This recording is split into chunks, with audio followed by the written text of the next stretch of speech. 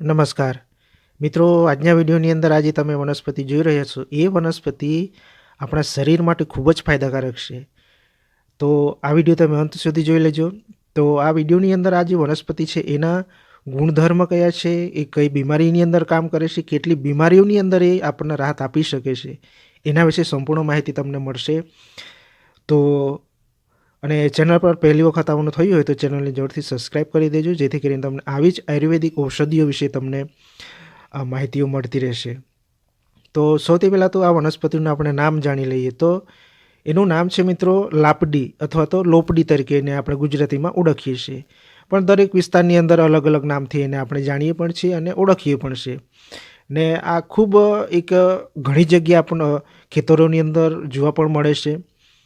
તો હવે શરૂઆત કરીએ કે એના પ્રકૃતિ કઈ છે, એની કઈ રીતના એને આપણે ઓળખ કરી શકીએ. તો સૌથી પહેલાં તો એનું આપણે સ્વાદનું આપણે ખ્યાલ કરી લઈએ. તો એનો જે રસ બને છે એ મીઠો અને હલકો તુરો હોય છે. અને એના ગુણધર્મ કયા છે મિત્રો? તો એની અંદર આનો જે ગુણધર્મ છે મિત્રો, હલકો ઠંડો હોય છે મિત્રો. અને બીજું કે એ કઈ બીમારીની અંદર એ રાહત આપી શકે છે, કેટલી બીમારીઓની અંદર આ વનસ્પતિ આપણને ફાયદાકારક બની શકે. તો ત્રિદોષનાશક એટલે આપણા શરીરની અંદર વાત, પિત્ત અને કફ એ ત્રણેયનું જો અનબેલેન્સ થાય, ઘણી વખત આપણે વાત વધી જાય, પિત્ત વધી જાય, કફ વધી જાય, તેવા સંજોગોની અંદર કફ વધી જાય તો આપણને તકલીફ થાય, બરાબર. એટલે ત્રિદોષની અંદર જો કોઈ તકલીફ થાય તો એના લીધે આપણા શરીરની અંદર ઘણી એવી બીમારીઓ પણ આવી શકે છે.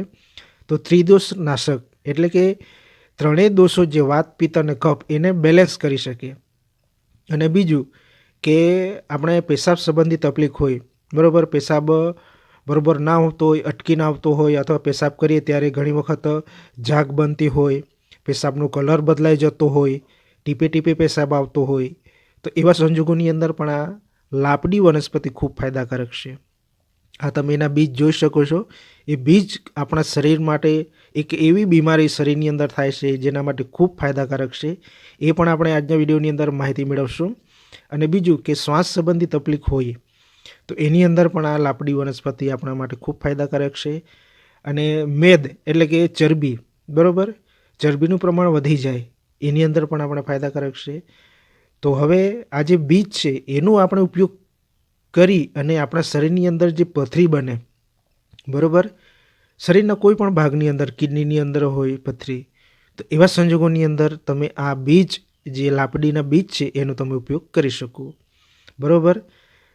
તો બીજનો ઉપયોગ કરવાથી આપણને મૂત્ર સંબંધિત કોઈ પણ પ્રકારની તકલીફ હશે તો એ મૂત્ર પણ આપણે સારી રીતે છૂટથી આવવા લાગશે મિત્રો, આપણે બીજનો ઉપયોગ કરીએ તો.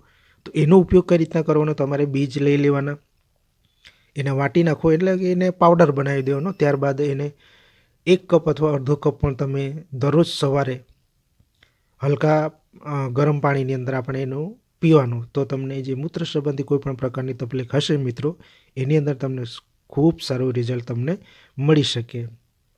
અને બીજું કે પથરી સંબંધી આપણે કોઈ પણ પ્રકારની તકલીફ થાય તો એવા સંજોગોની અંદર બીજનું ચૂર્ણ એટલે કે એનો પાવડર બનાવવાનો બીજનો, અને એનું તમે પાણી સાથે સેવન કરો દરરોજ સવારે. તો તમારી ગમે તેટલી સાઇઝની પથરી હશે એ પણ ધીરે ધીરે કરીને તૂટી જશે અને પેશાબ દ્વારા એ બહાર થઈ જશે. તો આ બીજ તમે જોઈ શકો છો, ખૂબ નાના હોય છે, રાઈથી પણ નાના હોય છે. તો આ લાપડી વનસ્પતિના બીજ પથરીમાં ખૂબ ફાયદાકારક છે અને ઘણા મિત્રો એનો ઉપયોગ પણ કરે છે. તો 2 થી 4 દિવસની અંદર તમને જે પથરીનો દુખાવો થતો હોય એની અંદર પણ તમને દુખાવો ધીરે ધીરે કરીને ઓછો થશે અને પથરી પણ ધીરે ધીરે કરીને તૂટવા લાગશે અને પેશાબ દ્વારા એ બહાર થઈ જશે. એટલે લાપડીના જે બીજ છે એ સૌથી વધારે ઉપયોગી છે મિત્રો. આપણે પેશાબ સંબંધી તકલીફ હોય અથવા તો પથરીની જે તકલીફ થાય તો એવા સંજોગોની અંદર આપણે આ લાપડીના બીજનો અવશ્યપણે ઉપયોગ કરવો, જેથી કરીને આપણે કોઈ પણ દવા વગર આપણે આપણા શરીરમાંથી પથરીને બહાર કરી શકીએ. અને મૂત્ર સંબંધી કોઈ પણ પ્રકારની તકલીફ થાય એની અંદર પણ આપણે રિકવરી અને કોઈ પણ પ્રકારની આડઅસર વગર આપણે પેશાબને સારી રીતે છૂટથી લાવી શકીએ.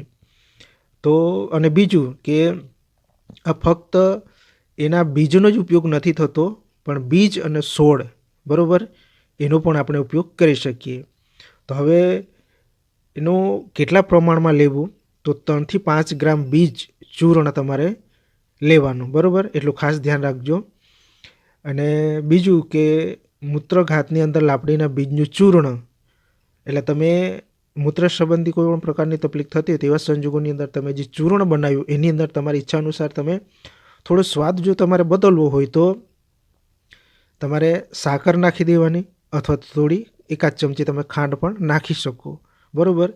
એટલે તમને આ જે એનો સ્વાદ છે તુરો એ થોડો મીઠો થઈ જાય, એટલે તમને પીવામાં પણ કોઈ તકલીફ ના થઈ શકે. એટલે તમને પેશાબ સંબંધી કોઈ પણ પ્રકારની તકલીફ થાય ને તો મિત્રો તમે એની અંદર થોડી સાકર નાખી દેવાની, અથવા તો તમારી ઈચ્છા અનુસાર તમે ખાંડ પણ નાખીને તમે એનું સેવન કરી શકો. તો આજના વિડીયોની અંદર આપણે એ જ માહિતી મેળવવાની હતી. અને ખૂબ પ્રચલિત આ વનસ્પતિ છે, પણ મોટાભાગે એને આપણે કચરો સમજી એને કાપી નાખીએ અને એને સળગાવી દેતા હોય છે, પણ બને ત્યાં સુધી એના બીજ એ આપણા શરીર માટે, પથરી માટે ખૂબ ફાયદાકારક છે. તો આયુર્વેદની અંદર એનો ઉલ્લેખ પણ છે મિત્રો. તો અવશ્યપણે આપણે જાણકારી અને માહિતી રાખવી પણ જરૂરી છે, જેથી કરીને આવનાર સમયની અંદર આપણા શરીરની અંદર જે કંઈ તકલીફ થાય એ તકલીફને રિલેટેડ જો આપણે માહિતી હોય ઔષધિઓ વિશે, તો આપણે એ ઔષધિનો ઉપયોગ કરી શકીએ અને આપણા શરીરને કોઈ પણ આડઅસર વગર એ જે બીમારી થાય એમાંથી આપણે છુટકારો મેળવી શકીએ. તો આજના વિડીયોની અંદર આપણે એ જ માહિતી મેળવવાની હતી કે લાપડી જે વનસ્પતિ છે એના સંપૂર્ણ માહિતી મેળવી, એનો રસ, એનો સ્વાદ કયો હોય, એના ગુણધર્મ કયા છે, કઈ કઈ બીમારીઓની અંદર એનો આપણે ઉપયોગ કરી શકીએ. તો આ માહિતી તમને કેવી લાગી જરૂરથી જણાવજો, અને ચેનલ પર પહેલી વખત આવવાનું થયું હોય તો ચેનલ જરૂરથી સબસ્ક્રાઈબ કરી નાખજો, જેથી કરીને તમને આવી જ આયુર્વેદિક ઔષધિઓ વિશે, જંગલી જડીબુટ્ટીઓ વિશે, આયુર્વેદના લગતા નિયમો વિશે તમને માહિતીઓ મળતી રહેશે. અને તમારા વિસ્તારની અંદર કદાચ કોઈ બીજા નામથી ઓળખ થતી હોય તો જરૂરથી કમેન્ટ કરજો. અને આ વિડીયો સંબંધી જો માહિતી તમને કોઈ પણ મૂંઝવણ થાય તો જરૂરથી કમેન્ટ કરજો, જેથી કરીને તમને ચોક્કસ તમને એની અંદર ઉત્તર પણ મળશે કે પથરી સંબંધી તકલીફ થાય તો કેટલા પ્રમાણમાં લેવાનું, પેશાબ કરતી વખતે તકલીફ થાય તો કેટલા પ્રમાણમાં એના ચૂર્ણનું આપણે સેવન કરવાનું. કદાચ તમને આ માહિતી અંદર કદાચ મૂંઝવણ લાગે તો જોરથી કમેન્ટ કરજો.